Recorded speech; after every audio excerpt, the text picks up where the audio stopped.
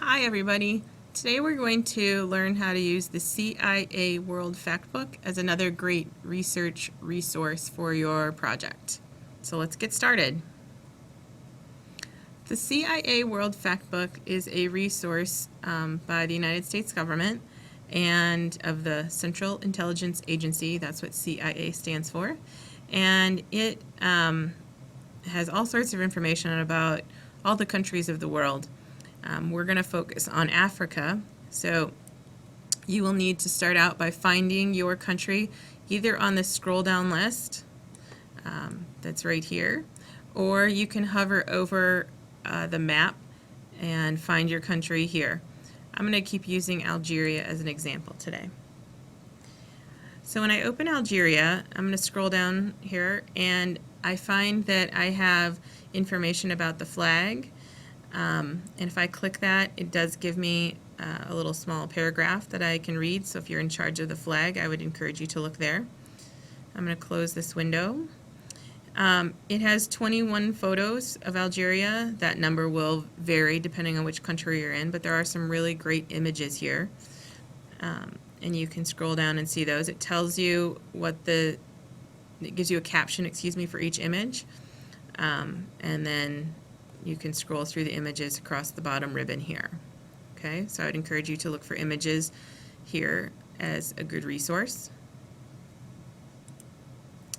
There's a map here. I think the maps are better at Britannica Online for this project, but there is one right here that you can certainly look at and use if you need to. And then each section or each country at the CIA World Factbook has these sections of information. And this is a fact book, so that means that it has a lot of facts in it. So you're going to find a lot of numbers and data here. And this information should support the other research you've been finding at Culturegrams and using Britannica Online. So we have information, there's an introduction, stuff on geography, people and society, the government, the economy, energy, communication, transportation, the military, and transnational issues. Some of these areas are not ones that you're focusing on for this particular project, so just choose the ones that you're required to research, okay? I would tell everyone to expand the introduction and read the introduction to the country, regardless of which topics you're responsible for. This is really great background information, so I would encourage everyone to read that. I'm going to minimize it here a second. I'm going to skip down to people and society and point out that when we say this is a fact book and I'm talking about numbers and data, this is kind of the stuff I'm talking about. So it tells you what the different ethnic groups are and gives you percentages of the population that are specific ethnic groups. Tells us what official languages are, what percentages are different religions in the country. Here's a population count. You'll notice this was from July of 2014. Gives you age structure, so how many people in this country are from 0 to 14 years old. What percentage are 55 to 64 years old. So it gives you a whole bunch of awesome facts and numbers this way. I'm going to scroll down to a fact on life expectancy at birth, because I always think this is kind of an interesting thing to look at. So in Algeria, males are expected to live to about 75 years old, and females to almost 78 years old. And that's from 2014, so that's pretty recent information there. What's really cool about the fact book, and you can see this little symbol at each of the pieces of data.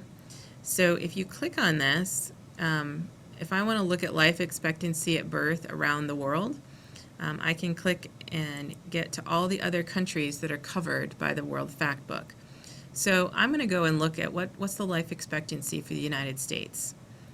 So these are alphabetical, so I'm going to have to scroll down here, so pardon my scroll. And there's the United States. And so our life expectancy in the United States, males just over 77 years and females almost 82 years. So the life expectancy in the United States is a little better than Algeria, but they're really pretty similar to one another.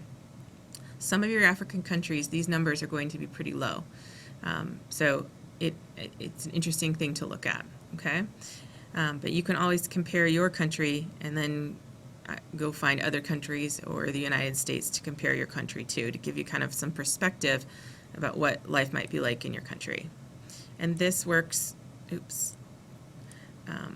for all the listings of those facts. So I'm going to go back a screen here. So I was in People and Society, and I had gone to life expectancy. Now there are lots of other facts here, and you can do the same thing. You can find the field listing and then go compare your country to the United States or another African country and see how you compare, okay? I'm going to minimize People and Society here. There's information about the government for those of you that are responsible for that. What kind of government is it? Who is in charge? When did they have their Independence Day? What are their national holidays? Do they have a constitution? Things like that, okay? So you can look at all the information about their government here. There's information about the economy, so what are their resources? Some of this stuff is not necessary for the project, but you might find a few facts that work with what you're researching. There's information on energy, communication, transportation. I don't think any of these three particular areas are ones that you're focusing on for your research. Some of you might look at the military, and I don't think transnational issues are relevant to this particular project. But you might want to look at military, economy, government, people and society, geography, and the introduction for everybody, okay? So once you have done your research here, hopefully you can find information that supports or bolsters your research that you're finding at Culturegrams and Britannica. There will be another screencast here to help you make a MLA formatted bibliography citation for the CIA World Factbook. This is the one resource that does not offer you one to copy and paste. So we'll come to that in another screencast. I think that's it for this one. Thanks for listening, and good luck with all your research.